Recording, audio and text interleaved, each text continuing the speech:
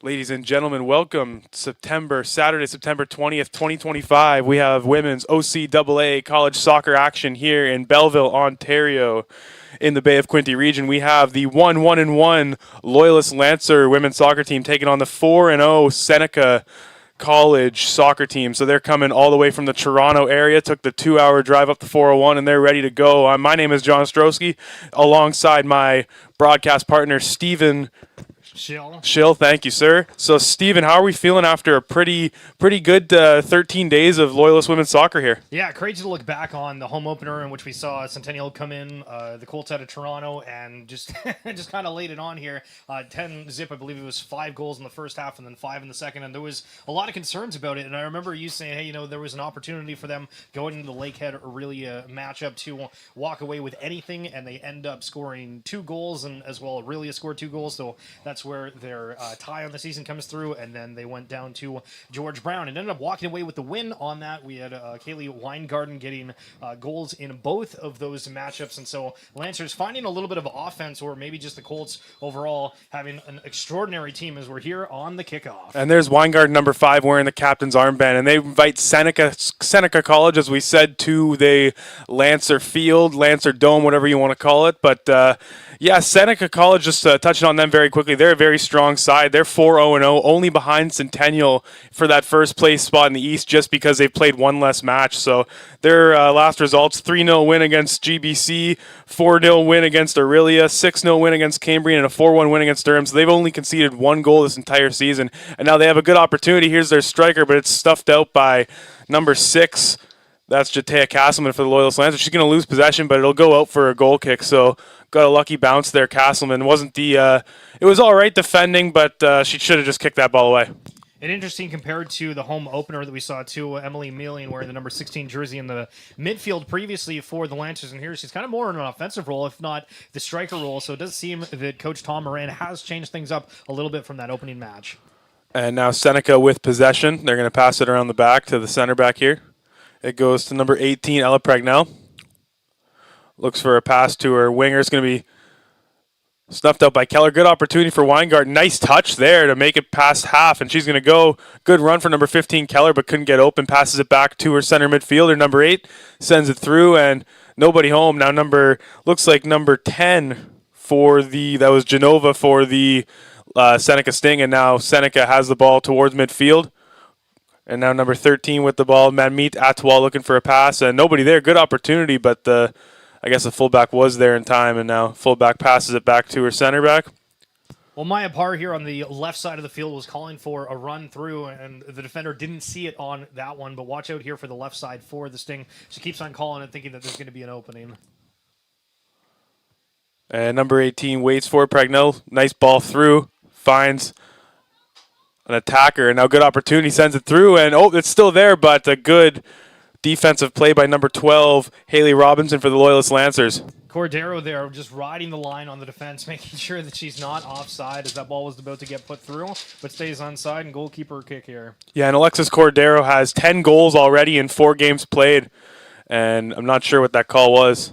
The goalie picked it up there, and I guess the player or the referee said they weren't able to pick it up, so it looks like it's going to be a free kick just outside of the box, or if not, on the box, but they're not going to have a penalty. So this is going to be an insane opportunity here for the Sting off the goalkeeper picking that one up. But again, this is quite the angle. Yeah, you can't say you see this very often. Number 8, Cordero, like I said, 10 goals in 4 games played, second in the Ontario College Athletic Association this early in the season.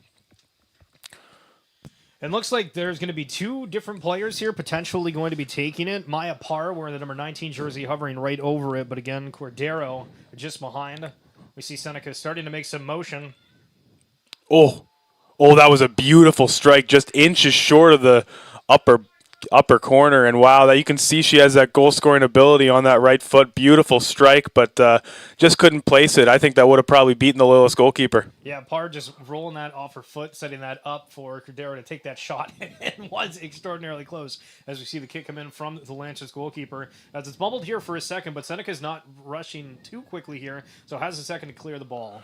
And that's something that Seneca will really snuff out early is those short set pieces. We talked about that last match here, and we were hoping that there might be an opportunity to get some further goal kicks, but it looks like they're still going with those as the Seneca fullback sends it to Cordero, or in the direction of Cordero rather, but she was not there. Now the goalkeeper for the Loyalist Lancers has the ball.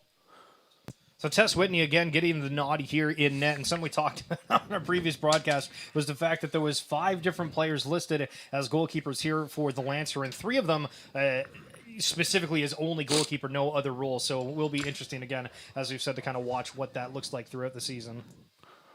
And now passing it back. Great passing by the Seneca Sting. You can see that they're very comfortable with the ball at their feet, and they know where their teammates are going to be at all times. Now the center defensive midfielder runs into number 11, gives it to Cordero on her feet. She runs in and strikes it. Oh, nice save by Whitney. I don't think Cordero got everything on that shot, but that was a nice reaction, and she was able to hang on to the ball, and we'll see if they can do something here. She throws it right to her fullback. That's number 2, Ada Beal, who had a good game last game we saw, and it's going to go out for a throw-in. Beal will take it herself. And Cordero on that chance a moment ago, again, not taking the ball and just trying to run as fast with it. Really all about that control, and really strong to see there early from the attacker for the Sting.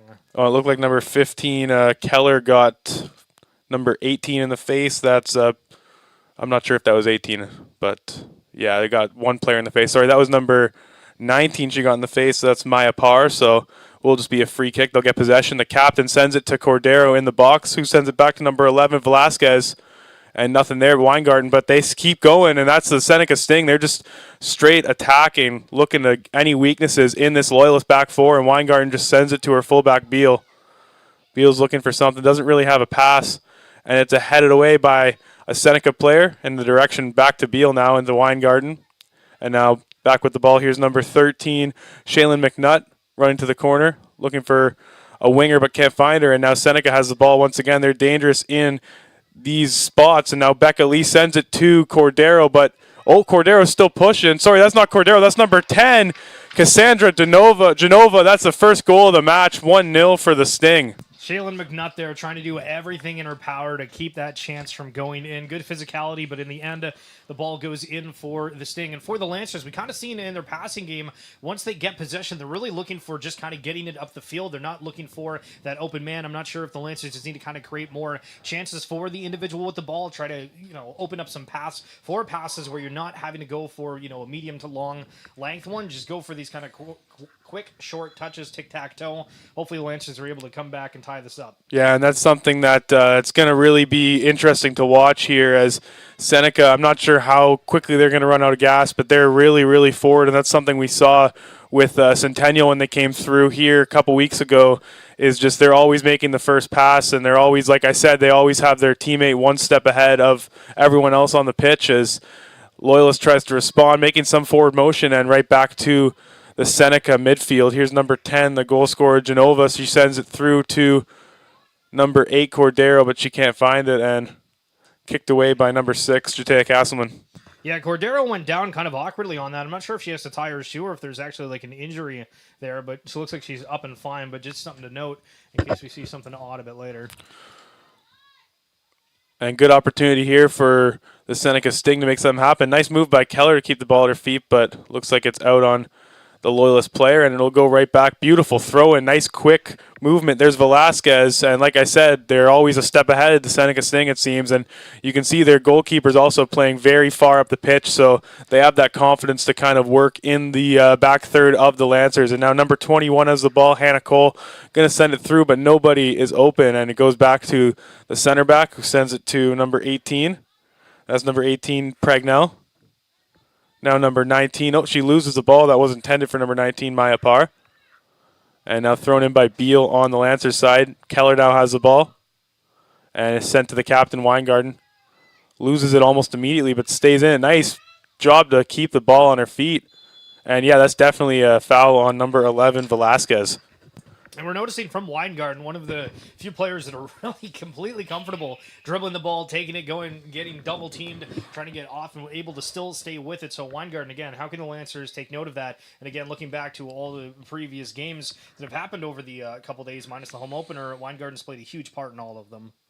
Yeah, and that's why she's wearing the captain's armband, exactly. Like those type of players are just able to influence others on the pitch to do better, and she goes like she's always a step ahead and makes the right pass usually from that center defensive midfield position. And now a good pursuit by the Seneca Sting player, but it's kicked out by number 13, Shaylin McNutt. It'll be a throw in for the red jerseys. Yeah, again, McNutt earlier really trying to stave off that goal chance that ended up going in, but great to see on that left back. It does seem like there's a little bit of a change up, unless I'm forgetting, but I do believe that it was Mackenzie Reese who was playing the left back in our home opener. It looks like those positions might have shifted, and Reese playing more of a center back role.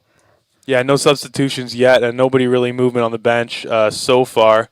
But we will monitor that as substitutions are quite frequent at this level. And cross goes in, but it's snuffed away by Castleman, but it stays forward towards the Sting, and it goes out, so it will be a Seneca Sting throw in here.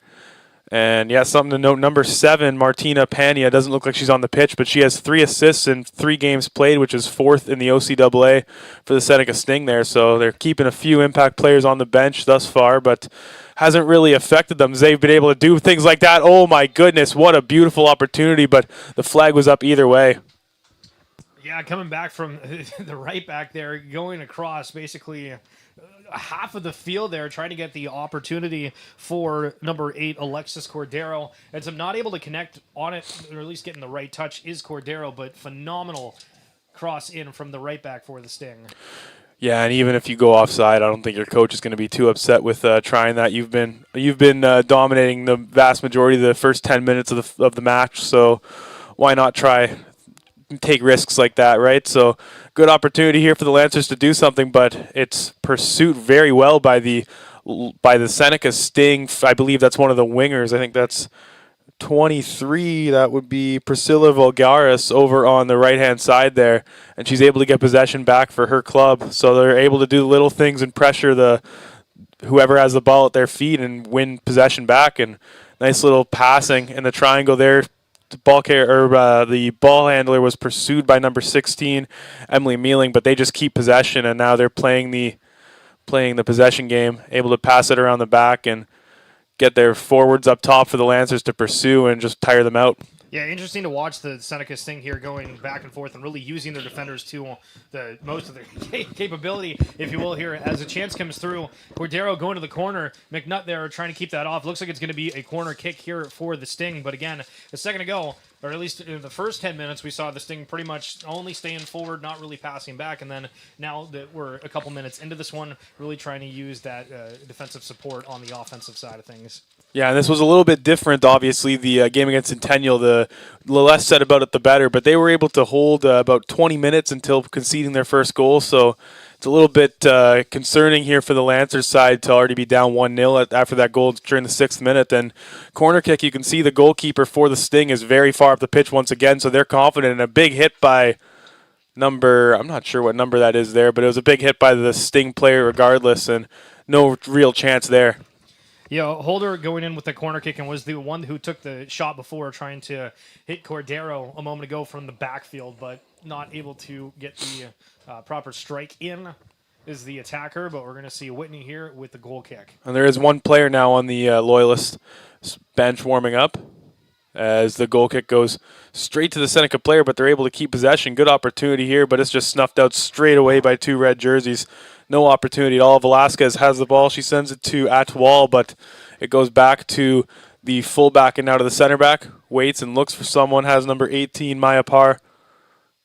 Parr waits and gives it right to her captain, who's pursued by Mealing, but is just going to outrun her. And good opportunity. Looks like she's onside, so she's going to go. Good opportunity again for the Seneca Sting. Red jerseys everywhere, and Cordero leaves it for her teammate, but not anything going to happen there. It goes to the striker, Mealing, who's going to take it and lose it. So it's going to be now possession opportunity for the Seneca Sting.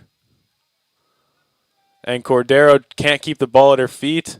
And now on the counter is the Loyalist Lancers. All the white jerseys now moving up the pitch. And nothing really there. There's what the Seneca Sting do best. They're able to trap and get the ball back. And just there's not really any opportunity for Loyalists to move their way up the pitch. Haven't had a single shot on goal yet, so you're going to look to change that. And the Seneca Sting are starting some sort of set play, it looks like. There goes the winger outruns number 2 and finds an opportunity shot. Nice save by the goaltender, Whitney. Wow, just got a foot on it. Yeah, Holder going with another cross there to par, and just off by a little bit. Seneca really using, again, I called her a right back earlier, but I think she's actually playing as a center back, and lets her just working with 3 backs here, in which case I guess she would be the wing back. But we're seeing time and time again there, Seneca feeling comfortable, and as I mentioned earlier, that Holder was not Holder, but Parr was looking for that run up the left side and was finally able to get that done. And a substitution to take note of before we get back to the match, number 24. Oh, a good shot opportunity for a cross, but it goes right to the keeper. Number 24, Denis Bertrand on the Loyalist Lancers is coming in for number 16, Mealing at that up top position. So that is a first substitution of the match for either side. Now number 8 has the ball. That's Reed. Looks for Denis Bertrand, but doesn't have her, and it goes back. Now back to the keeper. First bit of action the keeper's really had today. That's number 30, Diva Palermo, passes it to her center back there, Parr. Or now it goes to Parr, excuse me.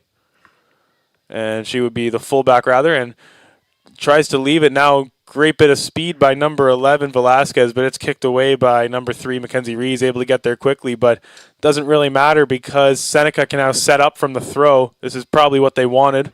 They're able to slow down, play, and move all their girls up the field. And now it goes straight back to Velasquez. Now having the ball on her feet is Pregnell. Waits for it, sends it. Beautiful ball, but it goes to the Loyalist player, but ricochets off her and gets sent to number 10 on the Seneca Sting. That's a shot by Cassandra Genova, her second of the game, but this time it's saved by the goalkeeper. 15 minutes gone. This one 1-0 for the Seneca Sting. Of course, they're coming in here undefeated 4-0 and just an insane goal differential for the Seneca Sting. They've only allowed 1 goal all season so far, like I said earlier, and they're 17 goals found, 1 goal allowed is a plus 16 goal differential. Can't really be upset with that. Good opportunity sent right to the striker, but snuffed out by Whitney once again. Yeah, again, really the big differences, I suppose, between the Sting and the Lancers right now are when the Sting's going for those through balls or those crosses, they're able to connect, and for the Lancers, anytime they're trying to send something ahead, there was a Seneca Sting player in the way there to cut it off, and so that's something the Lancers need to try to either minimize in terms of turnovers or just trying to get on the defensive end to stop either the crosses happening or man mark just a little bit better. Yeah, they can't even, it's making it hard to even think about a counterattack right now when you're playing in your own third so often. But the Seneca Sting are really making it a hard time for, like they've done all season to other teams, making it a really hard time to make work the Lancers to work up the pitch as it goes out for, I believe, a goal kick for the keeper of the Loyalist Lancers. Yeah, I think just running out of steam there, it was the Sting player and going off of them as it just dribbled out of bounds there. But yeah, just over 15 minutes played at the beginning here. And again, good that the Lancers haven't really, okay, it's 1 goal against for sure, and there's a lot of different opportunities here, but it's not by any means lost. And I think having the good, strong head here and just getting comfortable with the passes, I think that's going to change the mindset once they're able to connect a few. I think it's a little bit disheartening every time you are trying to pass and having a turnover, in which we just saw it right here. But I think honing that in, I think will make a big difference. Yeah, it's definitely not lost. You get 1 through ball, you catch a defender sleeping, and it's in the back of the net. So this match, like you said, it's 1-0, and yeah, you got to keep your head up and keep pushing, just keep your shape defensively. They already look a lot better defensively compared to that Centennial match, and those two teams are pretty much pound for pound the 2 best teams in the OCAA, you can argue. So, yeah, you can definitely see some improvement. I would say that team from September 5th there would probably be down 3 or 4-0 by now. So there's, Coach Moran's, like you said, has made a lot of adjustments, especially on the defensive side. They've tightened up a lot more, and they're getting through a little bit, but there's always someone there, and there's someone to clean up the scraps, more or less, and it's made the life harder for the Sting, harder than it was for the Centennial Colts for sure. And now with the ball is this Seneca Sting, rather. It gets sent across the pitch. Well, I think also one of the big things is that we're seeing a big physicality game coming through from the Lancers, and that was something that was sorely missed against the game on the Colts, and obviously that one got a little bit away from them pretty quickly, but this game we were seeing very noticeably earlier from Reese, from McNutt. The players are playing physically, from Weingarten especially. Yeah, that's definitely, I think, giving her the captain's armband. I didn't even see it on her last week, but now it's a bit more visible in the white jerseys, and definitely playing like a captain out there, someone who's anchoring the ship for her girls, and that's a corner for the Seneca Sting. They're going to like that. But like you said, yeah, it's definitely more noticeable, and like I said on the 5th, the communication needs to be there, and I'm hearing a bit more chirping out there. You can't hear too much up here, but it's definitely a bit louder pitch side, and that's something that I think Coach Moran worked on with his girls. Holder coming through for the corner kick, and again, one of the big critiquing aspects in our home opener here was the Lancers man marking, and here Yep. it looks like almost everybody is covered minus 1 or 2, so we'll see how they defend. Yeah, complete 180. Ball's in. And goes right to number 13 there. That's Shaylin McNutt. She's going to kick it away. Give it to her striker, Nadine Bertrand, but she doesn't have any help, so you want to, it goes the way of the Lancers. That's the best you could ask for there. And you're right. Now that you say that, Stephen, I didn't even notice that till you said that. Wow, it was just night and day the way they defended that corner compared to the September 5th. Yeah, and what we're noticing with Holden taking all of these corners as well is it seems she's going a little bit shorter side. Yep. It was closer versus far on the net. So we'll see if that ends up being the case for everything, and if the Lancers realize that continually they are going short on corners. Goes to the wing here. Sent through to the winger.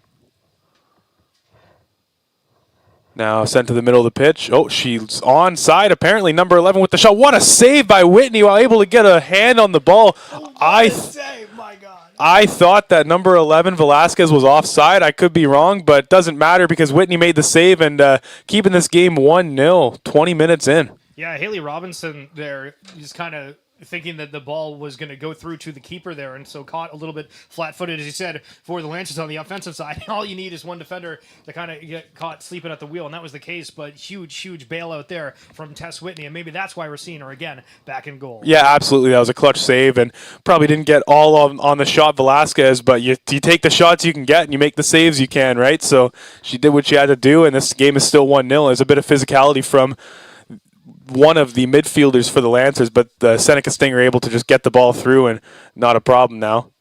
Here they are on the wing. Here's number 21, Holder, sends it, and now it'll go for the cross, and it's blocked. Looked like it was a handball. Looks like it hit number 4's forearm on the Lancers, but no call. We'll take it. Now Nadine Bertrand has the ball, makes a few moves, should probably send it to Weingarten. Now she does. Good opportunity here, but just so many red jerseys, and yeah, that's almost impossible to get through that. Yeah, just a little bit of an off pass there from Weingarten, try to catch up there with Burns. And I mean, that's what I love for Dennis Bertrand there, though, is that she recognizes, all right, I'm the only attacker right here. I'm probably not going to get through all the defenders. Let me be calm, cool on the ball, and just try to pass it with Weingarten here. As we see on the other side, I believe it's Sarr going for the shot and Whitney with the save. But again, just smart, calm, cool, collected here for the Lancers, seeing where the opportunity is going to come through. Yeah, now thinking about that play, I'm not sure if it hit her forearm, but the way the 3 Seneca Sting arms went up, I think the Lancers got bailed out there, but we'll take it as the ball goes back to the midfield. Oh, just pushed down, and that'll be most definitely a foul. Yeah, Keller committing the foul there on par, which I called her Sarr a moment ago, so excuse me on that. But just over 20 minutes gone now with the Sting ready to kick it in. Lancers holding that strong defensive line, making it as hard as they can go. Trying to go for the through ball. It's kicked off, and that's just going to end up rolling out for a goal kick. Yeah, you'll take it. Out for a goal. Oh, no, out for a corner, sorry. And I believe that, that went off number 6, Castleman's foot there. So it will be a corner for this Sting. We'll see if they go short again because the corners really haven't been working. One of the few things that haven't been for the Sting this afternoon. Yeah, and if anybody's listening on audio, when I say short, I'm not talking about like right next to where the kick is for somebody else to, quick little pass and then a kick into the box, but it's just short side post. Right. Short. And it looks like the goal or corner kicker is going to be different, so it's not going to be Holden. It's going to be a left foot shot. Right into the box, and what a grab by Whitney there. Wow. I said left foot shot. I did not intend that. No, wow. An actual shot. Yeah, that was like that World Cup goal in 2010 where the guy shot it, went around in the net. You don't see that very often. But it was a nice save by Whitney. Pretty routine, but did what she had to do, and it's sent up by the fullback for the Loyalist Lancers, number 2, Beal, but nobody really there. Just had to get rid of the ball, and now number 18 has the ball. That's Pregnell, sends it across the pitch. And it's going to go through. Looking for someone there, but nobody home. And pursuing is number 23. That's Vulgaris. Gets the ball. That was number 8, Cordero, with a head of steam. She gets brought down in the box, but no call. That's probably the right call there. She kind of ran into the defender. Well, and again, just playing tough shoulder to shoulder there. Nothing really nefarious from either player. But No. again, for the Lancer side, obviously for any away guests tuning in, this is the night and day difference from the home opener for the Lancer squad. Yeah, they look like it's a complete 180. That's what I was thinking at the last corner as well. Like they've definitely done a lot to improve, and they're putting a few people on notice right now. As that is, I'm not sure if that's a foul or offside. I think that it might have just gone out Oh, okay. of bounds, and they were trying to keep it in. But you're gonna have Lancer slowly going over there. Might be Whitney here to take the free kick. Still nobody warming up on either bench, which is a little surprising. Oh, it looks like maybe one or two Seneca Sting players are warming up, but not really intensively. Well, So, there we go. Of course. So there you go. There's going to be your substitutions for this second part of the first half as the ball goes down into the forest. But yeah, now we got some. I was thinking there has to be some subs coming soon. And trying a long throw maybe. Nope, maybe. There we go. Long throw for the Lancers right to the fullback. Oh, nice play. Great opportunity here for Loyalist. Finally in the third of the Seneca Sting. Weingarten had it at her foot, but just an awkward touch. And now with the ball is number 5. Becca Lee sends it back to her keeper.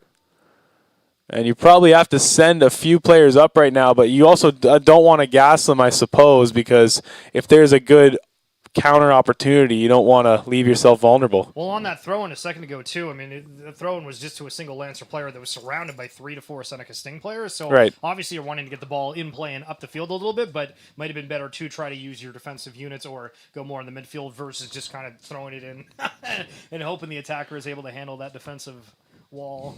And something I've really noticed, especially I've been around the women's soccer game, obviously my background working for the Algoma team and covering them. When you have a lot of a stronger women's team, like there's a bit of a skill gap, you notice that players are stuck on islands a lot more, right? Like there's always one Lancer player with the ball to like 4 Sting. They're just like a swarm of ants. They just, well, no pun intended with the Sting, I guess. But yeah, it's a marvelous thing to see. They're so well coached as a club, the Sting, as they have the ball through the midfield, and a beautiful ball. She's on. There's number 13, Atwell, with her first chance, but great play by 13 on our side now. That is McNutt. Wow, she's making a case for player of the game on the Lancers side. Wow. Yeah, McNutt doing really, really well. And again, there for the Lancers, just the center backs not really being aware or running back immediately as soon as that through ball got sent. And that's something that you need to react almost immediately to if you're not man marking, knowing that there's going to be an opportunity coming through. And the Sting just struggling a little bit with the first and second touch on that, which results in the Lancers able to get a throw in here, but great opportunity from the Sting. Yeah, absolutely a great opportunity there. And it goes back out, and another ball goes into the forest. That's not going to be fun for our Belleville youth soccer ball girls. Thank you for all the volunteers that make these games happen and go into the forest to retrieve the balls. And now with the ball is the Seneca Sting defensive core. Now with the ball, 18. Sends it right to Weingarten. Wow, look at the skill on that one to pull it back and keep number 11, Velasquez, off the ball. That was something to behold. That was beautiful, but it just goes away. And now with the ball is number 4 for the Seneca Sting. She sends it through to her fullback. Well, I don't know why I couldn't think of that word for a second. And they just keep having the ball on their feet. Now back to the fullback. And here's number 5. Becca Lee passes it. That's the captain for the Seneca Sting. Passes it to Pregnell, who sends it. Nice, beautiful passing. And look at the Seneca Sting go. This is what they do beautifully. And that was Atwell who set that play up perfectly. And they kept possession somehow. Now Atwell with the ball, giving her too much time to work there, in my opinion. And yeah, it will work out in the Lancers' favor. It's definitely out of bounds. Yep, there you go.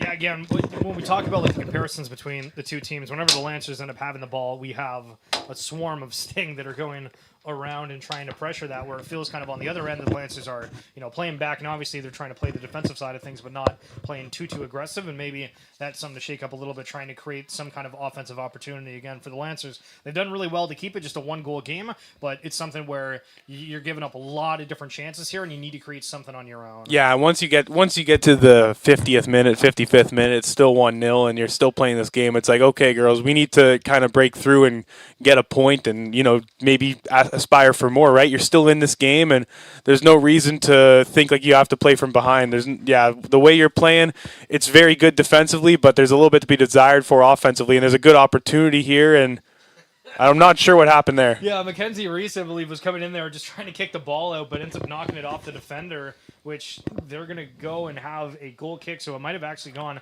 off of Reese, but it did seem like she was trying to kick that off the defender, but it might have just ricocheted off of her. So I believe it's Holden here with the corner kick. Oh, different strategy here on the corner kick. Just back to Keller. Need to get it away. Oh, just whiffed on that was number 8. And they're not able to get possession, really. That was Reed looking to kick the ball far and for... this is Holden with it right now. Excuse me for a minute. That was a different corner taker, but wasn't the left foot shot from before. So Seneca really switching up. Oh, okay. I see what you're saying now. Okay, yeah, you're right. I was thinking of... Yeah, you're right. They're starting to switch up their set pieces and corners because it's not working. And a beautiful strike. Oh, my goodness! It went in the back of the net! What a shot! And just shrugged it off. I believe that was 13, Atwell. Yeah, Otwell just taking the opportunity there. And again, the Sting going back and forth was just trying to get those crosses, those through balls in. But this opportunity, Whitney just a little bit off the line there, going for that shot and getting it in. That's going to bring the score 2-0 here in the first 30 minutes at home. Lancers needing to dig in. Yeah, 2-0 now down. That's not what you wanted. And goalkeeper was caught out of position a bit. But what can you do there? That was a beautiful strike. And you can see they have a little bit of an unorthodox starting formation here, the Sting, but it was just to blitz the Lancers and get ball possession back. Wow, they're able to really, really work hard here. And yeah, there's a foul against Weingarten. Definitely the right call as we passed the 30-minute mark. 2-0 for the Seneca Sting. And now here's number 5. Lee passes it to her fullback, who waits and looks for something, sends it through into the box, finds number 11 Velasquez, but nobody home. And now number 13 is pursuing at McNutt. McNutt sends it, or doesn't send it rather, just loses it, and it goes out for a goal kick. Or not a goal kick, a throw-in rather. Seneca Sting keeping possession. And that's what they do, right? You have a 16-plus goal differential. You know you're pretty darn good with keeping the ball on your feet. And a beautiful strike, and it hits the football goal post, and it will be a goal kick. Yeah, cross comes in, goes off Castleman, hits the football net above the soccer one. So we're going to see Test Whitney take another goal kick. And we are going to see a substitution as well. It's going to be Gabrielle Dennis Bertrand checking out. And Ava Anderson coming in. So that's a third striker they've used in 30 minutes, the Loyalist Lancers. Very, very interesting to note that they just keep changing out the striker here. And I feel like they're not really getting a whole lot of touches. So at a point, like, you just have the striker play more of kind of a midfield role, just trying to get some sort of extra angle, some extra body there to try to cross off these passes. Because again, we're talking about possession percentage. I feel like the Sting has had a wide margin in favor throughout this match. Yeah, I think what they're doing, they're just kind of pressing the ball carrier or the ball handler rather, in that top striker position, because you're right, they're not getting a lot of touches, and something will likely change as you look for adjustments going into the second half, because it hasn't been the most effective. And now the Seneca Sting certainly have been, and they go towards the box. Nice bit of footwork there. And now 23 with the ball. Vulgaris passes it to Edwall, the goal scorer. She's going to go for another strike here, isn't she? And this one is by the wayside. It will be a goal kick. You were right. Did go for that strike, but just a little bit off to the left side. And again, for the Lancers, it feels like one of those things. It's like once you get a little bit of confidence, I think the game's going to change. And obviously, when we were talking about this in the first 11 minutes, the body language, the upbeatness was there. Now it feels like tiredness is setting in a little bit. And how do you get comfortable in this point? You have another 10 plus minutes that you have to kind of grind out here. How do you go into that halftime only being down by 2 or potentially creating an opportunity for yourself? Yeah, absolutely. You got to look to create an opportunity eventually. 2-goal lead is the most dangerous lead in football. They do say that, but if you're not able to create opportunities, you can't really capitalize on anything. And like I said, you see the Seneca goalkeeper playing so high. That just shows their absolute domination and confidence as Velasquez takes a hit, but nothing really there. There's Beal with the ball. Has to get rid of it quicker than that, and it'll go out for a corner. And those are the mental errors that a team like Seneca, a team like Centennial, and all those, big powerhouses in the OCAA will just they'll just capitalize on. And now going for a corner, they have someone ready for a short kick. That's Velasquez. I can't imagine she's going to get the ball, but you never know. Oh, never mind. I thought it would be a decoy. Oh, beautiful, beautiful. And oh, I see the idea there, but just not the right strike. And that's a very interesting set piece. And sub is coming in now for the Lancers for the home side, as the referee did put his flag up just now. We'll see who's coming out. Looks like it's number 15, Keller, so she'll be on our side toward the press box here. A new player coming in. You get a good read on that number yet or no? 22 it looks like. Yeah, and Adriana Morocco in the game for Keller. And I don't think Morocco played in the home opener, so again, Tom Moran adding a little bit of bench depth here in the second home game of the season, the fourth game of the year for the Lancers. As a Sting with it, going out to the corner, looking like they're going to put it in. It's in the box, but Whitney is going to let that one fly as it goes out of bounds. Yeah, Morocco's a bit taller of a forward, so we'll see what they're going to see if they can capitalize on that. And here's the goal kick. Yeah, you don't want to do that. Like I said, you need to have some variation in your set pieces. It goes right to Velasquez. You get lucky. Weingarten wins the tackle. Beautiful, beautiful footwork by Weingarten. She's able to make something out of nothing there, but it goes right back to the captain on the Sting side. And yeah, like I said, they're just players are kind of on islands out there, and the Sting are able to isolate players, making it so difficult for the Loyalist Lancers. We talk about them having to try and make offensive opportunities, but it's easier said than done because they're so well coached, this Seneca team. And Cordero brought down the box, but no call. Number 19 with a shot back of the net. Beautiful way to capitalize. Cordero looks a little bit not feeling the best after that one, but number 19, Maya Parr, able to capitalize. Assist will be credited for Cordero, but I can't imagine she'll be playing much more in this one. Yeah, Parr with a great goal there and just kind of being at the right place at the right time with it. And I mean, for the Lancer defender, just trying to play the body there more than anything to not have that opportunity come through. And just so happens that there was nobody else kind of there to follow the backup from initially stopping the chance creation there from the Lancer defender. And it's going to end up being 3-0 for the Seneca Sting. But again, we're seeing that physicality from the Lancers, and what we saw a moment ago when you're talking about the nice footwork there from Weingarten and having an opportunity right after Whitney tried to do that short pass, getting to her defender that ended up getting picked off. The Lancers need to be aware that any sort of pass that they're doing is getting just cut off from the Seneca Sting player. They need to be out available, trying to make any space for their teammates. Good opportunity there as Parr slipped, but just able to get possession right away. We now have under 10 minutes left to go in the first half, and you're right, they're not able to make those opportunities really become to fruition whatsoever because, like you said, they're just every pass is getting snuffed out by the Sting. Like, there you go, as a pass right to a red jersey, right? So it's honestly almost better to let yourself get tackled and try and make a move than just pass to nobody, because the Sting, like especially with this team, because they're so good on the ball, they're so good at passing. Like, they're arguably better at ball movement than the other team we saw, the Centennial Colts. You could make that argument. You're going to see a throw in here from the Sting. It's going to be Holden now with it, putting it back to the center back as he's going to run. And that's, again, like, not to re-harp on that point, but I think that is integral here for the Lancers, just to kind of find their footing as Weingarten takes it away from her second, and it's going to be taken back by the Sting, sent back to the goalie here as he takes a moment, then sends it back to the defender in Pragnell. Goes to the captain down the middle of the pitch here for the Sting. They go for a through ball on the side. McNutt trying to keep with it, but the Seneca Sting player is going to be able to break away inside the box, puts it back to the opening, and Cordero puts it on the left side. 4-0 Sting. That's her 12th goal of the season already, because that's her second of the day today. And there you go, 4-0 for the Sting. And just looking at the schedule for your Loyalist Lancers, they got Algonquin and Cambrian on Wednesday and Saturday upcoming here in Belleville. And you definitely don't want to get too down in the mouth and upset about this result, because you have two more home games in front of your fans and classmates and whatnot. So yeah, it's gonna be, might be a tough 45 for Moran to try and, make something out of nothing here, as it's already 4-0. And yeah, it seemed like it was 1-0 like not too long ago, didn't it? Yeah, it really kind of picked up quickly, but good. Generally speaking, pretty solid efforts there from the Lancers, but the Sting just able to find those opportunity, and the turnovers are really what's being the dagger for the Lancers. Yeah, 100%. They're just passing it right to red jerseys at times, it seems. And now with the ball's number 4, that's Fonskeza passes it to her fullback, who sends it to Velasquez, and there's nobody there.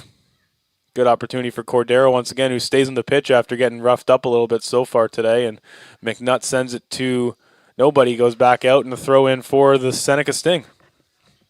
So again, just over 5 minutes left in this first half, and very interesting watching the difference between the home opener and this one. What kind of changes do you have going into that second half? Is it something where you try to play 5 on the back line? Is it back line? Is it something where you try to put a whole bunch of players forward here? What are the changes that are needed as Weingarten tries to pick that off, but ends up going back to the Sting player? Lances may have an opportunity as it's kicked ahead from Anderson, and Anderson with 5 Seneca Sting defenders there. Again, kind of one of those situations where you can try to run through or just dribble it for a second, try to go behind, set up the play, use your defenders, use your midfielders, and just try to hold possession, because that's the other arching thing. The Lancers just need to hold possession for a little bit to feel comfortable with the ball. Yeah, 100%, because like I said, she's on an island out there, and you can't really do anything. You're getting good opportunity, and it's not like these opportunities for the Seneca Sting. Good opportunity back. Here's Parr, sends it to Velasquez. Nice hit. And so close to that right corner once again. But you see just Seneca Sting moves more as one. They move as a unit, while the Lancers kind of just more so. It's a lot better, like you said, from last week, or 2 weeks ago, but they're still moving a little too much as individuals. And it's also very hard to not do that when you're playing quality clubs. Like, we've seen them play the 2 best teams in our conference. So it's hard to judge them when they're playing such quality opponents. And these schools in the Toronto area, they have the best pick of the litter for any soccer player in that area, because there's such a vast majority of talent in Ontario comes out of Vaughan and Toronto and North York and all that. So they're very lucky to have these players just right in their own backyard, right? When he goes to Robinson, Robinson ends up giving it up. Seneca Sting now on the throw-in. It's going to be Parr to Cordero. Looks like a shot's going to be coming in from far outside the box. It's going to be off. That's a good opportunity there, but now they're just going to be going for long shots, and we'll see what happens the next 50 minutes of this match. We'll see what kind of changes are going to be made. I can imagine a lot of substitutions on both sides as the goalkeeper for Seneca the goalkeeper for your Lancers, Whitney, gets ready. So she's definitely not on her. That's 4-0. She's made some pretty fantastic saves over the first 40 minutes of the match. And it goes up to Beal. Loses it. And good opportunity here. Keeps it. Wow. There's number 19 going and pursuing. A nice save for Whitney. That was number 19, Maya Parr, with a great opportunity there. Another save by the goalkeeper. Sends it a little bit farther this time now to number 22, Maracla. And it goes out of bounds. Again, just small things there where they're not really under that heavy of pressure, but just given that turnover, and those sort of things can't be given so freely. Right. And whistled down. Yeah, Weingarten getting tripped up there, and as soon as the ball changed hands within that little range since the tackle, it's going to be the Lancers here for a kick. Whitney and Reese both walking towards the ball right now. We'll see who ends up taking it.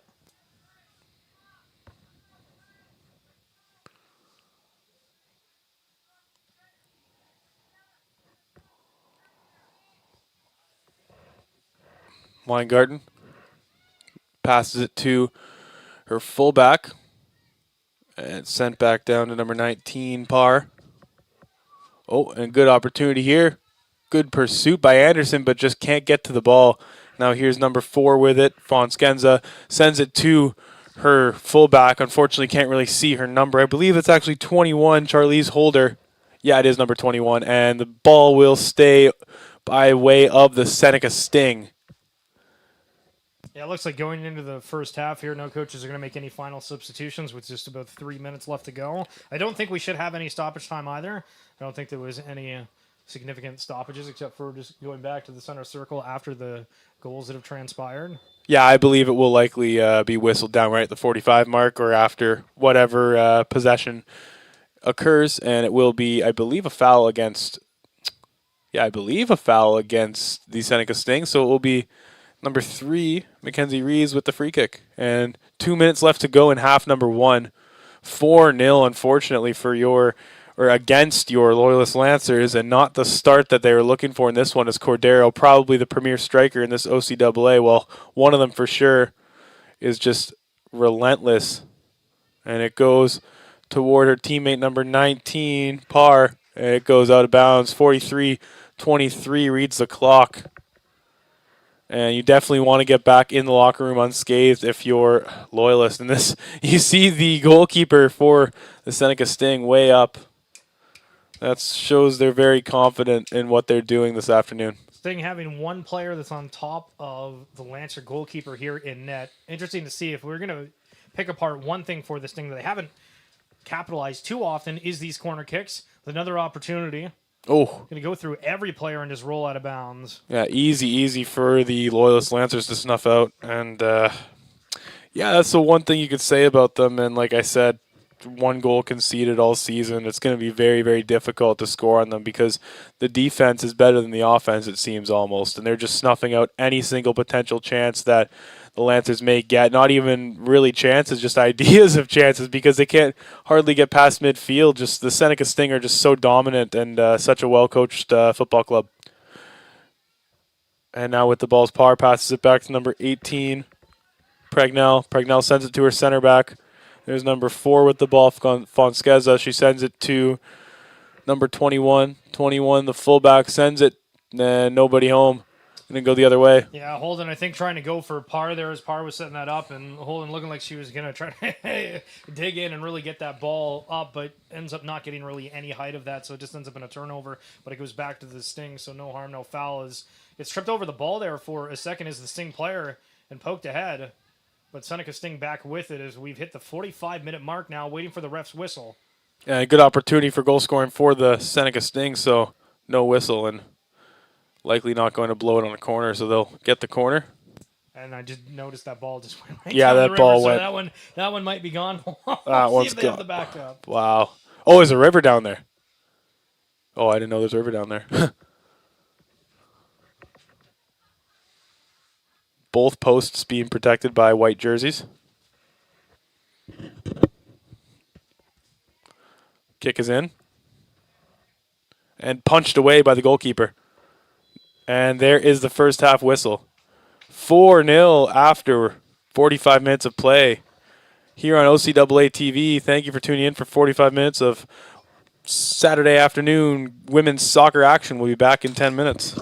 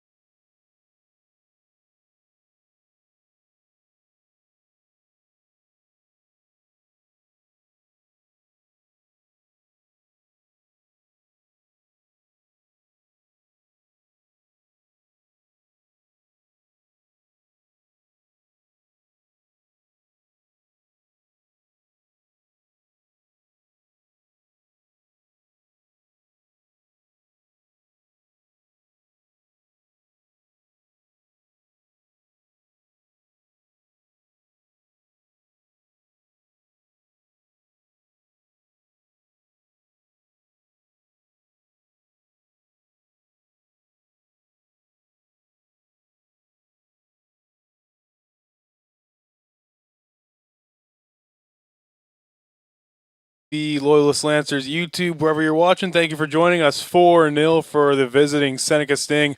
45 more minutes to go, and now we've switched sides of the pitch. And now they have possession. And if you're Loyalist, you're just trying to make something happen here. It looks like Keller's back on the pitch. You got number 9, Katie Hazelwood, on the pitch for the first time.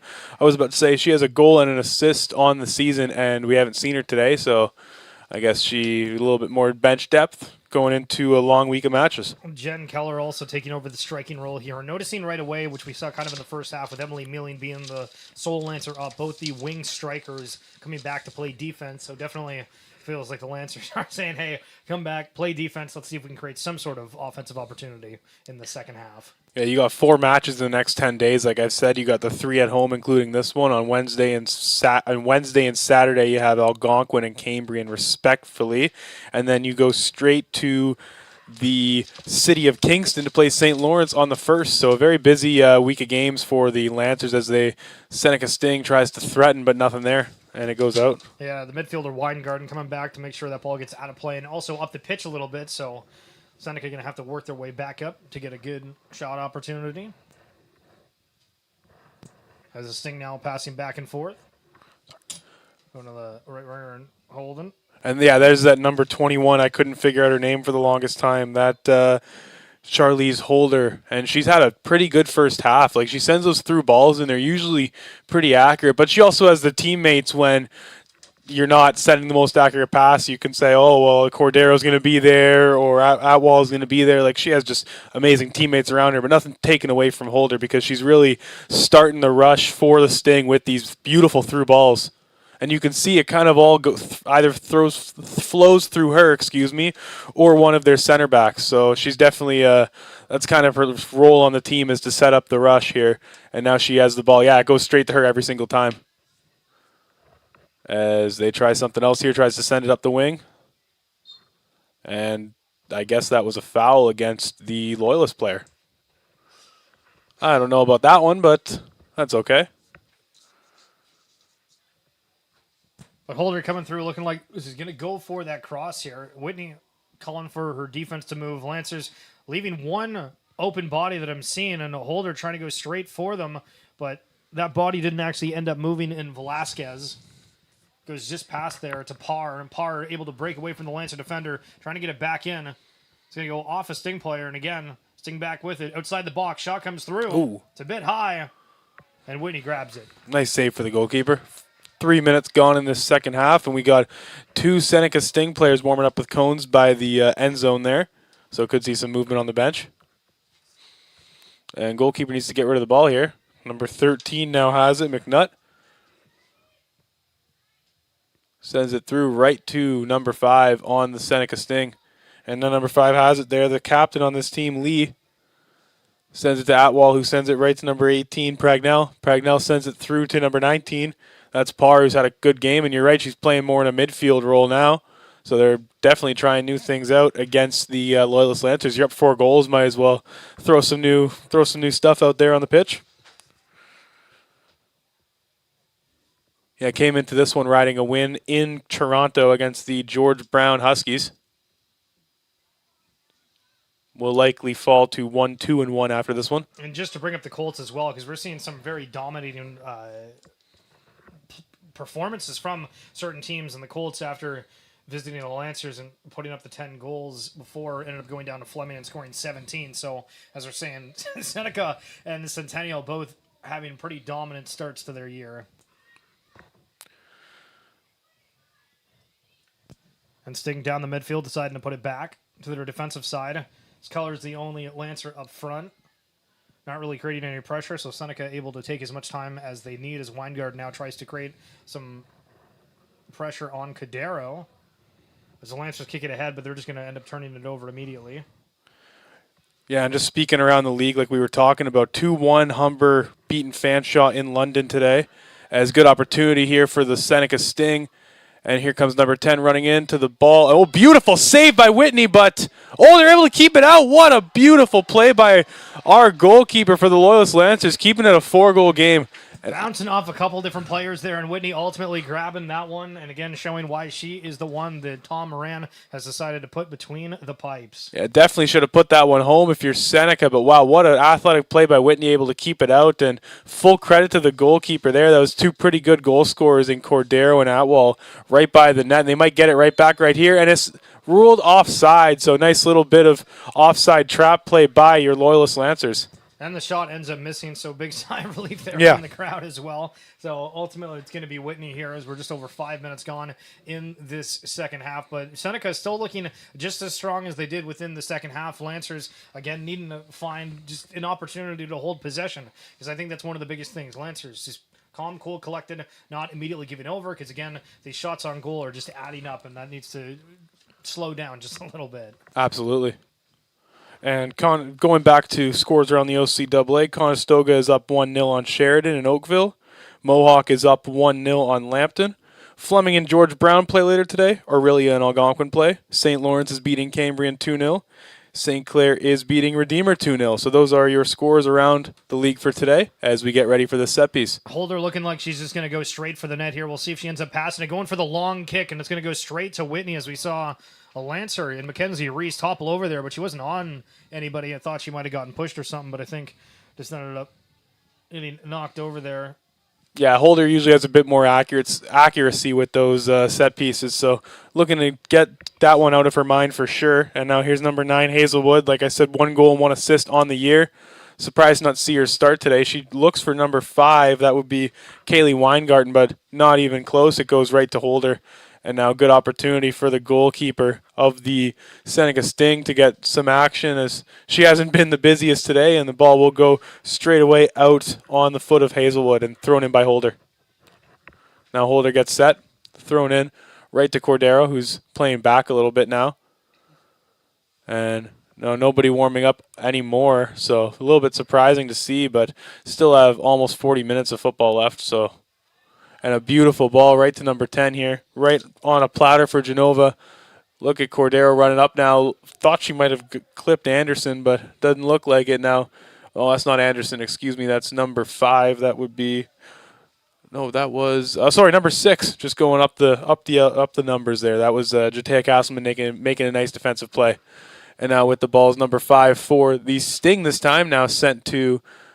That's number 10, Genova. Beautiful footwork, sends it down to Holder. Looks for something, sends it across the pitch. That would be to Pragnell. Sends it back. Now here's number 5, Lee, the captain, center defensive midfielder for this Seneca Sting club. Likely has been here for a few years in the program, and now Holder passes it back to her center back. Sending it through, looking for a player. Oh, beautiful, but right to the keeper. No chance for the Seneca Sting player to catch up to that one. And again, just looking for a little bit of spirit here for the Lancers. Whitney looking like she's going to drop kick, just trying to get this as far up the pitch as she can. Intended for Keller, but it's going to fall just a little bit short. Goes off the Seneca player in Atwell. So Lancers getting an opportunity to create something offensively, and I just hope that they take their time with this, and it's going to be a turnover. And now with the ball is Seneca. And yeah, it's probably been 85% possession Seneca. That's been the biggest issue. Seneca's just had the ball on their feet all day. And Weingarten picking up a yellow card on a little bit, or excuse me, that's, I think, Mackenzie Reese, actually. Or no, I think it was Weingarten, but both of them walking next to each other here. But it does look like the Seneca Sting player is down in Cordero. So we'll take a break for just a moment as we'll see how significant this injury is.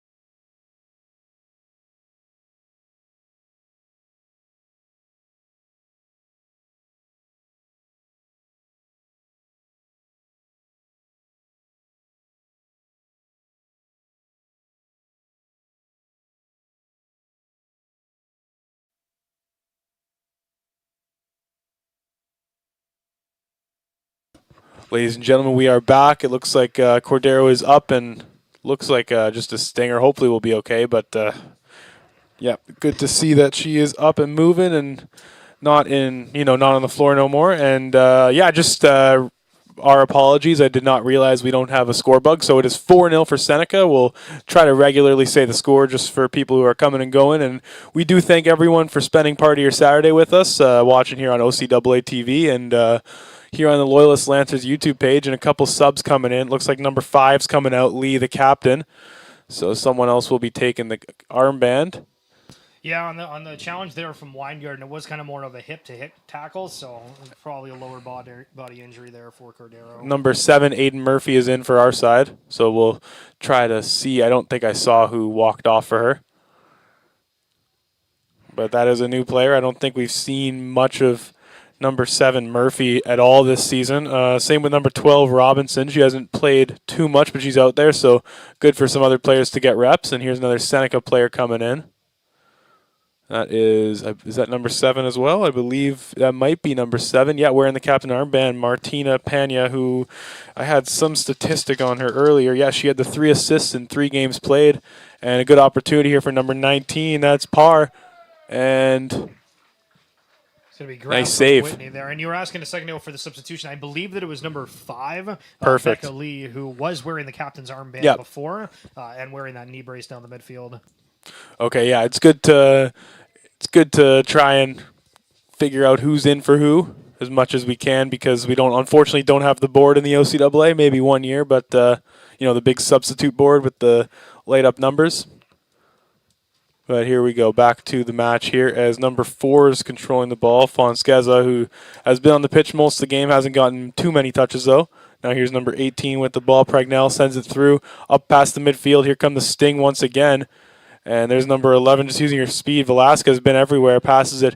Someone in the middle. Nice strike. Oh, my goodness. I thought that was going to go in the back of the net. It looked really, really good. But the Lancers here, for an offensive view a second ago, I was looking as that ball was getting passed between the goaltender and the defensive players for the Seneca Sting. No Lancer offensive player was even trying to create any pressure, just giving them the full length of the pitch across the left side. Again, one of the center backs there in Robinson, I believe, finally getting a body on somebody before the shot. And again, luckily it was a miss from the Seneca Sting. But again, for the Lancers, as their offensive here, Keller, whenever those backline for the Sting have the ball, there needs to be that pressure, trying to create anything, going for that cutoff. But the Lancers offensively are kind of just getting caught flat-footed. And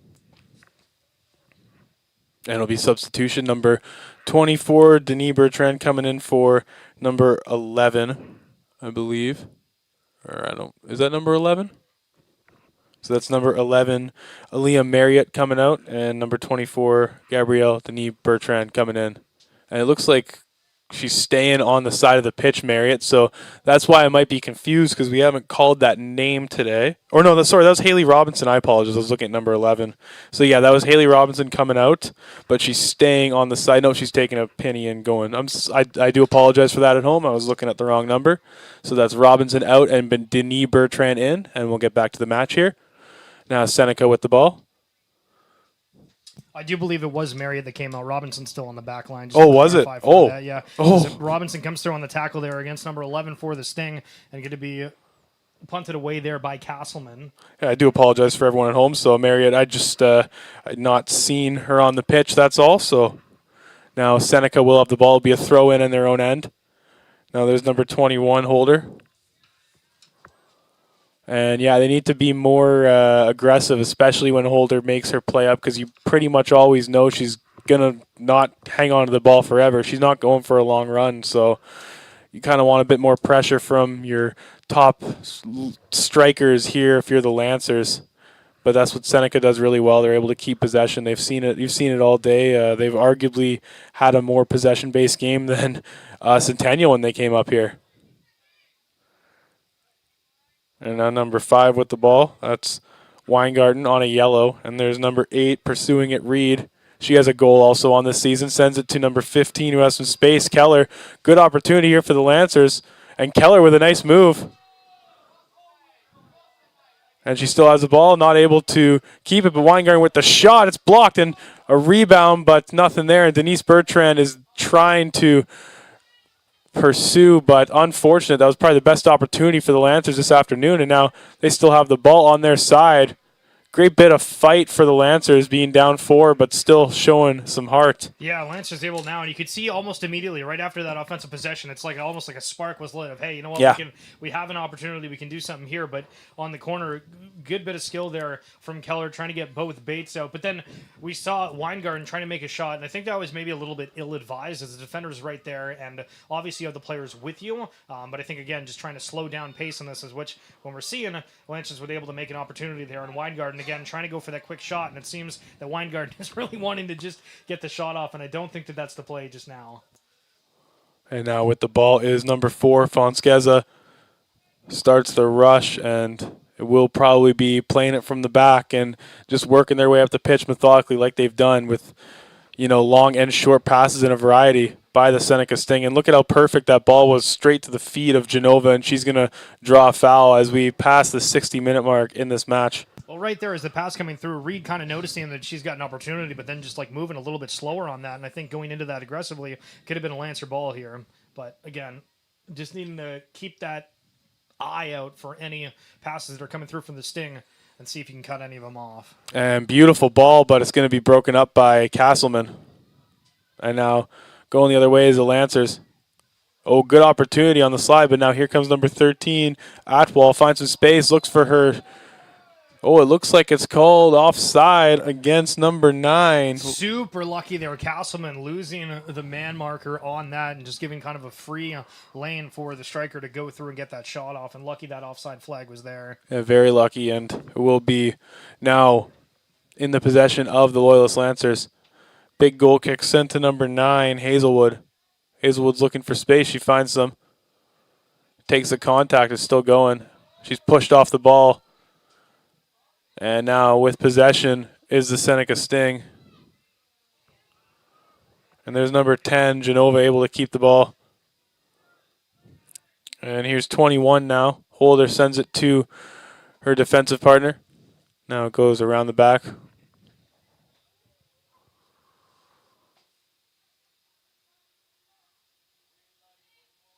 It's gotten a lot quieter. I feel like for the first 13 minutes of the game, there was so much excitement back and forth. And here, both teams getting opportunities, but again, the offsides of the missed shot. It's been a little bit more of a somber second half. Absolutely, yeah, absolutely, and that's kind of, I think, the goal of the Sting. They want to take their opponents out in the first half and just kind of be able to control the game in the second half. With 4 goals in the first half, it's definitely worked, right? And now here's an opportunity going the other way, but nobody home.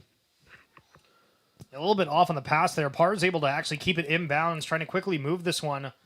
As the Sting are up, Lance has got all their defenders back, and Dennis Bertrand now playing the striking role, it looks like, for Keller.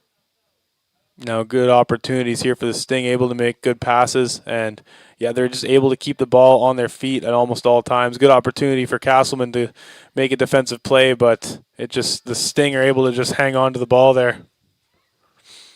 And now Seneca passes the ball around some more. Number 18 sends it. And beautiful passing once again. Ball goes through, but nobody home. And it gets sent. Good opportunity here for the Sting.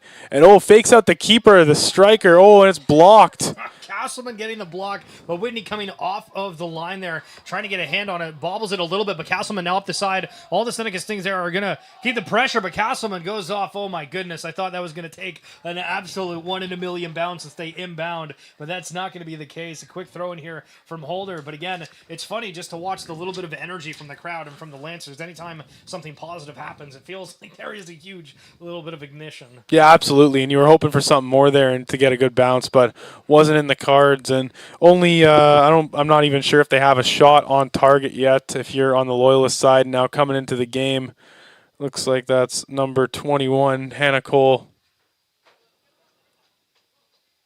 And the ball is now on the Seneca Sting's feet once again. It's sent all the way down the pitch.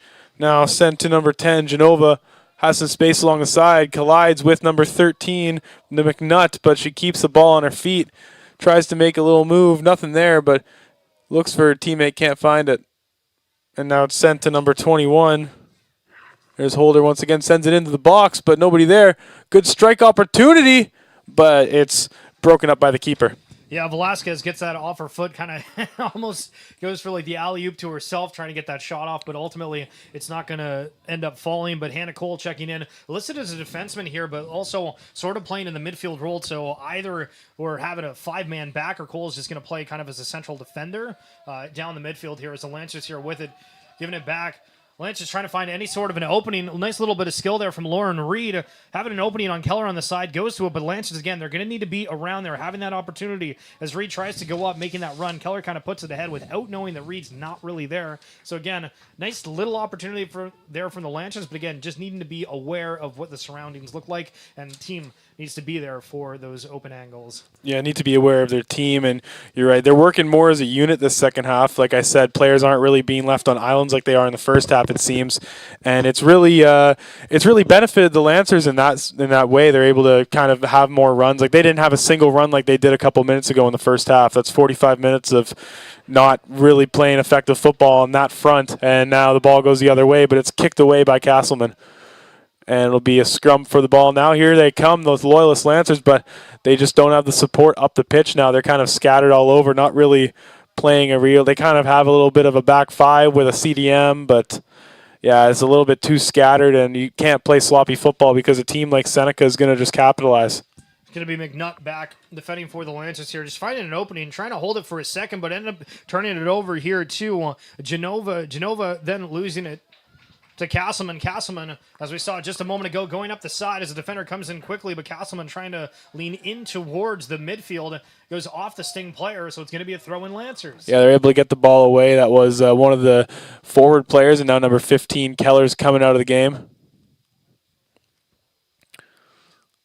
Looks like who's coming in is number 4, Anderson. So we'll see what position she plays, and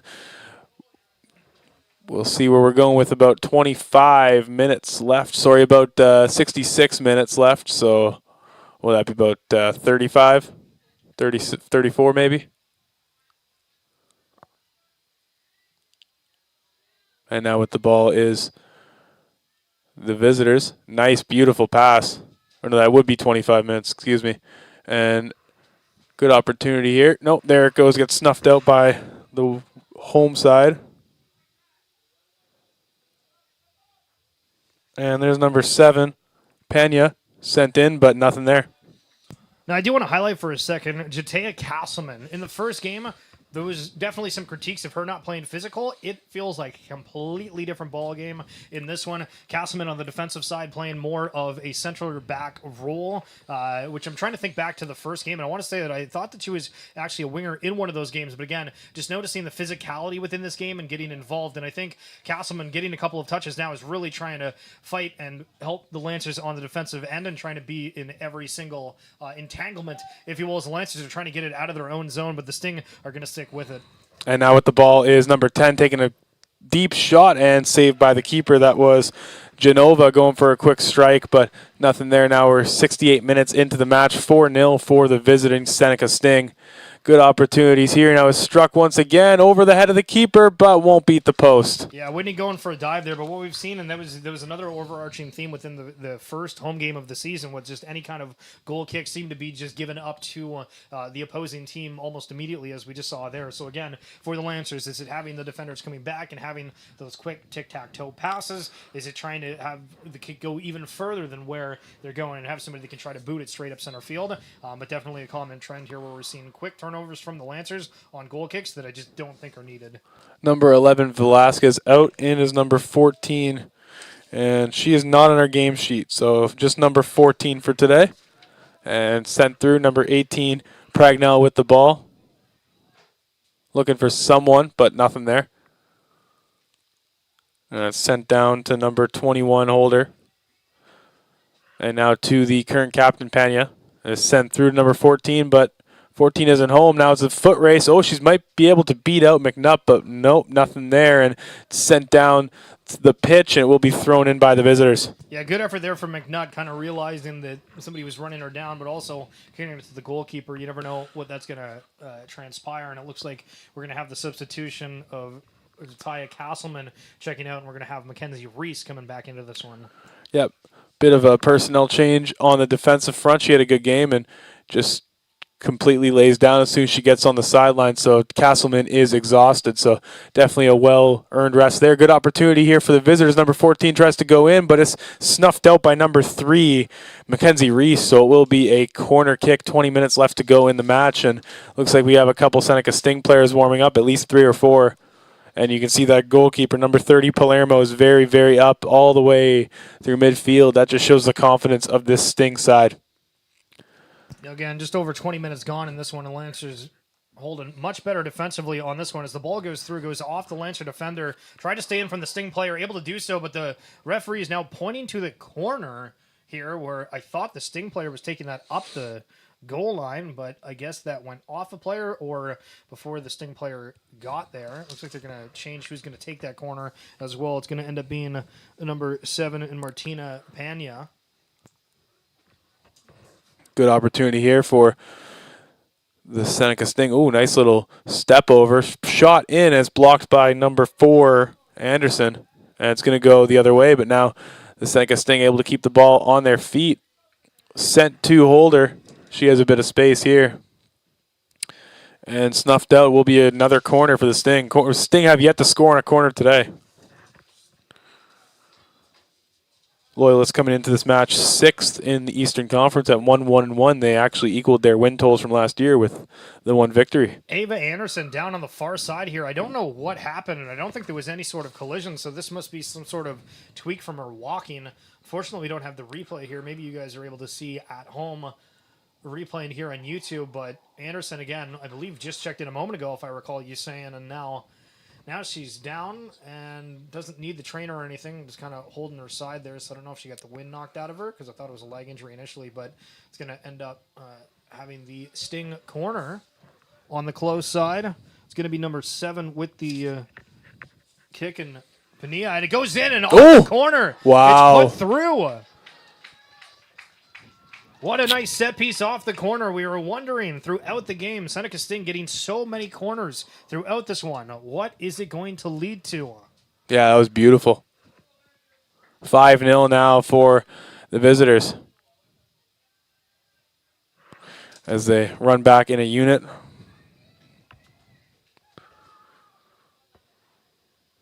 And Loyalists will get set to kick now. Coming on to the pitch is Keller once again. And I've been trying to stare down who the goal scorer was, but Seneca doesn't have numbers on the bottom or the front of their jerseys, and the player has not turned around at all. But it's one of the center backs. So there we go. It's number 18. So the goal scorer on that one, Ella Pragnell, coming in off a crazy good corner kick from Pania. And there you go now, Loyalist. The ball goes down the other side of the pitch toward the Seneca goalkeeper, but it won't even be a relevant opportunity now. With the ball is number 6, Udenberg, who's another new player for this Seneca side. So they're getting some of the reserve players in. Now 14, the player without a name on our roster gets sent to Udenberg, who sends the ball to Pania. The serving captain right now sends it to 14. Snuffed out by number 9. Great physical soccer by Katie Hazelwood.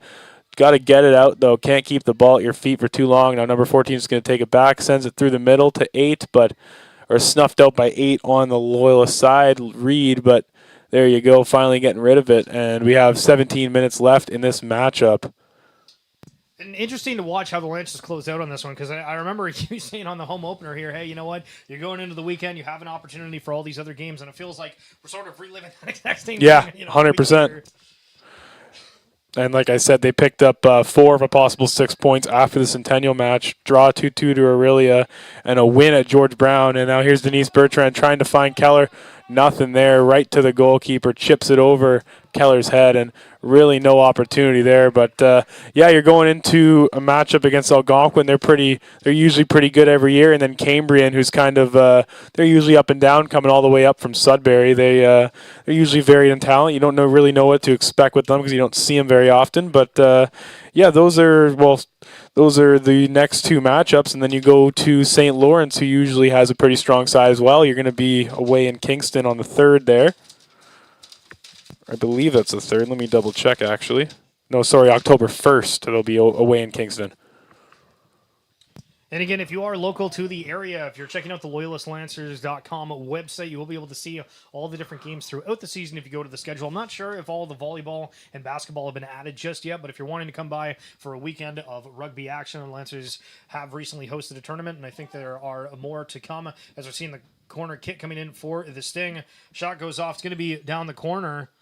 And looks like they are going to get another opportunity on the close side. So, again, if you're wanting to come out, if you're local to the area, we'd love to have you. And again, from what I've been told, the new gym here at Loyalist College, we're thinking around December, the start of the second semester as well. So, sometime around there, there'll probably be announcements out on socials regarding that. So, very excited to have you in our old gym that does have quite the environment when you come in because it is super packed for all of the home games, and excited to show you guys the new one. Yeah, absolutely. I'm excited to be a part of that here. This my inaugural season here on the corner for Seneca, and yeah, it doesn't look like there's anyone there. Pragnell chasing down the ball, gives it to number 10. Genova sent in, but went for a little back kick, but nothing really there. I thought she was going to go for the bicycle kick there, but just ends up. She thought about it. She definitely thought about it, but I don't think she had the aerodynamics or the angle to do so. And now we're within 15 minutes of this match. 76 minutes have passed, and looks like a few more subs. Number 18, Pragnell, and number 4 are both coming out. So interesting that Seneca is bringing 2 defenders off in particular. Again, just trying to give a little bit of extra rest, maybe give some bench players that don't get as much time here as they are solidified here with the win at 5-0. But Lancers here still hoping with a couple minutes left to put something on the board. Number 2, Talia Hutton is out there, and number 25, Amaya Atkinson-Keffer are both getting their first reps of the game here. Now here comes Pragnell through the other side. I'm actually not sure if that was Pragnell. I believe she went off, so I'll take a look at whose jersey number that is later. But yeah, another corner. It looks like actually looks like a goalkeeper is putting on a penny, so looks like they're going to be substituting a goalkeeper out. That's number 1, Christina Diaco. I can see on her.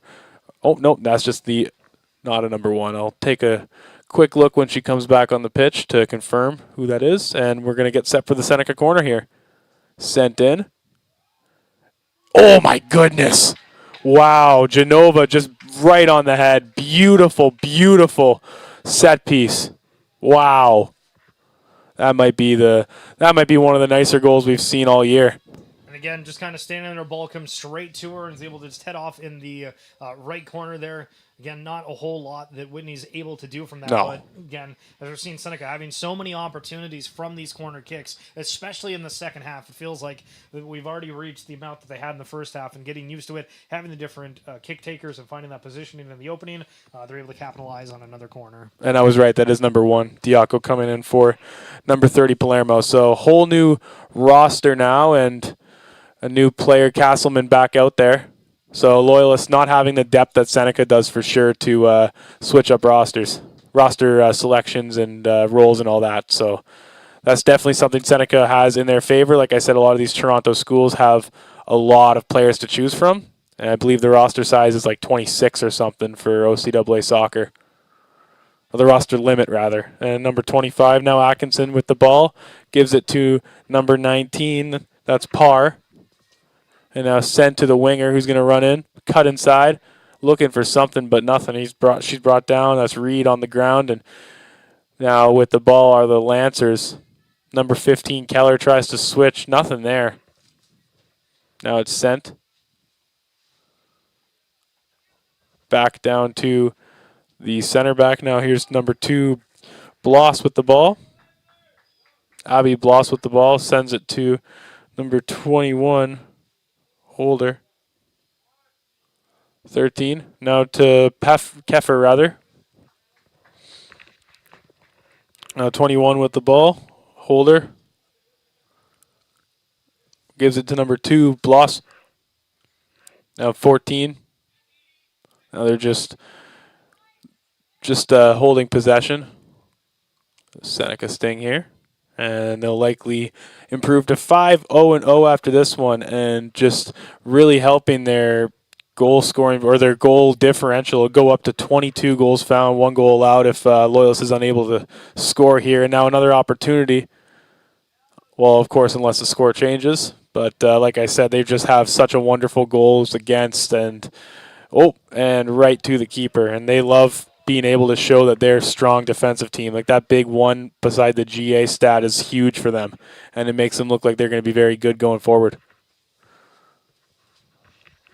Now with the ball are the Sting. Now here's number 10, Genova, passes it to her teammate once again. They send it around. Here's now, I believe that's the new acting captain. That's number 6, Uddenberg. And it's sent to Bloss, who runs in, tries to find number 14. She does. Back to Bloss, looking for a strike, but nope, just hits the back of Weingarten. And now the ball, number 7, loses it to the Loyalist player. That is number 13. That's McNutt, and she runs right out, just out of bounds. And now we're within 10 minutes, 80 minutes gone in this game. 6-0 for the visiting Seneca Sting. And again, as you just have a couple minutes left here, we're trying to find some kind of confidence to end the game on for the Lancers. It feels like they've been on the back foot for the majority of this. Again, we've seen a huge improvement from the first home opener, and obviously from those games, we've had a couple of different notable players. As we're seeing actually a goalie substitution. Finally, as we've talked about earlier, as the Lancers have 5 different goalkeepers in net, we're going to see Tess Whitney coming out. There's number 1 coming in. Yeah, we don't have the numbers for the goalkeepers, so we'll have to do some. We'll have to update the sheet. Yeah, we'll have to do some investigative research and get those names. But here is Bloss with the ball, 21 now. Oh, she's shifted to the center back position, 21. So there are a few players they haven't taken out all match, and she is one of them that hold her. She's a fantastic player, definitely for this Sting club. Now here's number 2, Bloss with the ball, looks for something. Gives it to 6, Uddenberg. Uddenberg looks for something but can't find anything. Now she has the ball. Bloss once again at her feet. Kicking it around. Here's 14 being pursued. Kicks it, looks for to go over the goal but can't make it. And it will be a goal kick. And definitely a fantastic game for Whitney. She's made some pretty good saves and has stood tall despite conceding so many. It's unfair to the goalkeepers when you just get peppered with so many shots.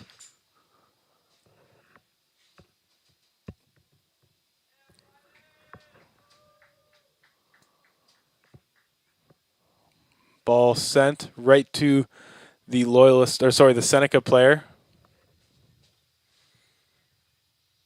And now it's sent to 25, Keffer. And now going the other way is the Seneca Sting. Here's 14 looking for something. But she is kicked out by McNutt. Ball will go out of bounds. And it will be a corner for Seneca.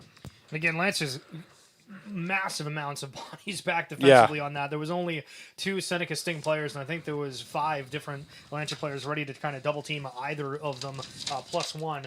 So just a few minutes left in this. Another corner kick coming through.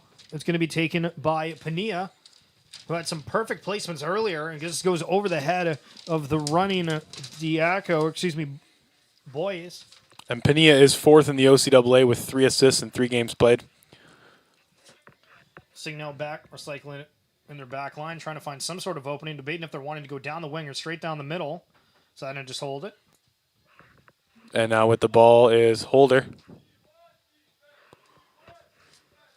Sent to the other side of the pitch. There's number 9 racing for it. That was Lorsendo, but could not find the ball. It's going to be thrown in by the Loyalist Lancers team. And I'm going to see if there's any more subs. Likely going to be at least 1 or 2 more, but they got a new goalkeeper in for the Sting. So, and both teams actually have a new goalkeeper in. That's something you don't see every day, and the ball will go out of bounds. And I mean, John, I guess if I'm going to ask you, if you're comparing this squad to what we saw in the home opener, what do you think for you personally has stood out the most? I think their positioning, and I would like to think their communication seems a lot better. They're more in tune with where everyone is on the pitch. I think you're going up against, we've seen them play the 2 classes of the Eastern Conference, so it's pretty hard to really accurately measure where they are. They're a heck of a lot better than the club I think we saw last year. I think they've taken a lot of strides, and once we see a team that's kind of in that middle to upper echelon, like maybe an Algonquin or a Cambrian, we saw a pretty all-right program, Lakehead Aurelia, and we saw them beat already a fantastic program in George Brown. So there's obviously room for improvement, especially in the front third offensively, but the defensive positioning, the marking has been so much better. Yeah, I would definitely agree. It does feel like the defensive side of things and the organization is definitely there. How do you capitalize on that to turn it offensive? That's something got to figure out before the playoffs. Yeah, 100%. And you're able to put up 2 against Lakehead Aurelia, but unfortunately you concede 2. In that game, you went up in the first half 2-0, and unfortunately conceded twice before settling for the point. So it could have very easily been 6 points on that road trip. So just you got to clean up some simple things like knowing where your man or woman or whatever is on the pitch, knowing where they're going to be, having a feel for where the ball should be in relative to where the play is going to go. So those are things that might come with time once they get a bit more reps under one another. But it's going to be interesting going into this homestand against Algonquin and Cambrian. So just about 5 minutes remaining in this one. Lancers trailing by 6, hoping that there's something they're able to put on the board here in the last few, but I think really it's just about confidence and trying to not concede at all.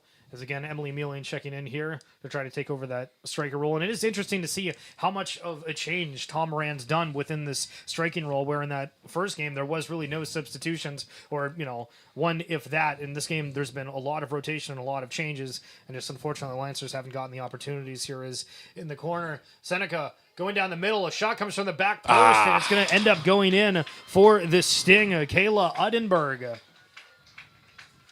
putting it through the new goalkeeper for the Lancers, but as we saw, the defense was just kind of scrambling, trying to get in front of it. And a good shot from Udenberg. And yeah, we'll go up 6-0 now for the for the Sting. And yeah, there's a fair bit of 7-0, excuse me. Yeah, that I was looking at the scoreboard, I was a bit confused there, but I was just about to say the Seneca Sting fans travel quite well as they're quite happy with that goal by Udenberg. I guess it's always nice to see a defensive player get a goal, so fair enough. 7-0 for the Seneca Sting. They've played one heck of a game, and they're going to be, as Mealing tries to get the ball, they're going to be a tough customer for the OCAA championship for sure this year. And 14 sends the ball in. Can't find anyone on target. There goes right to 7, Murphy. And it's sent to 19, going to pass it around. 3 minutes left in the match. Seneca on the side, just outside of the box now, in the box, trying to do a little bit of a chip ahead. Going to find the player. It's blocked by 21. And going to look for a strong finish here now. That player is gassed. Unfortunately, number 8, Reed, had a bit of a run, but just all the red bodies just all around her, right? And nowhere to move whatsoever. All these players have been out here for 87 minutes. Luckily, it's not too scorching hot, but it still takes a toll on you being out in the sun and running around. And big physical play by 13. McNutt able to get up and continue the pursuit, but now we're getting close to the final 2 minutes of the match. Might be a minute or two of additional time, but can't imagine it'll be much more. Pass to the captain now. Number 6, Udenberg once again. Maybe looking for a second. Passed around. Now here's number 19, Parr. Sent through and caught by the goalkeeper. Yeah, Ava Anderson and Alexis Cordero, as we saw earlier in this one, both of them really with the only 2 kind of injury stoppages, if you will. Cordero ended up coming out of the game entirely, and I don't think we've seen her since. And a shot blocked by Castleman, trying to get rid of the ball, and there it goes. It'll be going the way of the Lancers. So 60 seconds left in regulation here. Lancers with an offensive opportunity, trying to look for one on the board. Feels like I keep repeating myself, and I know that, but it's something where I think the Lancers, not sure if they're too tired from having to play so much defense that the offensive players really aren't able to get kind of an angle, or just the fact the Seneca Sting defenders are, not really tried or gassed at all, where they're able to have, full out sprints and beat out this Lancer side for possession. Yeah, Seneca Sting, just like Centennial's a very well conditioned side. They're not nearly as tired looking. Like they're still, have more pep in their step, and they're just a fast club. Like they just have wheels, and yeah, that's something really to note. Like these teams are probably training months and months in advance. Everyone's probably more likely not local.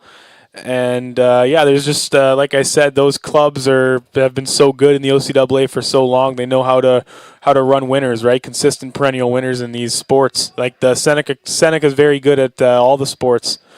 A good opportunity missed, and Pania with the shot back of the net. So we'll likely end on that. 8-0 will be the likely final score. They may kick it about just to blow in the whistle, but it will likely be an 8-0 finish on that kick by number 7, Pania. I think if there's one thing for the Lancers really to just work on and improve into the next one is just not being flat-footed on certain passes. What killed them this game was simply the fact of Seneca getting in front of every pass, and whether it was an ill-advised pass from the Lancers or just the Sting trying to make the most of their opportunities and being aware of that. I think if the flip side happened where, the Lancers were having momentum going into that shot right there, not giving kind of a free shot off the rip, they would have prevented that, but the referee gives us the final whistle. That'll be the end of the game. 8-0 for the visiting Seneca Sting. They'll improve to 5-0-0. Your Lancers will fall to 1 win, 2 losses, and 1 draw. And for Steven Shilton, my name is John Ostrowski. Thank you for spending a Saturday afternoon with us, and have a great rest of your weekend.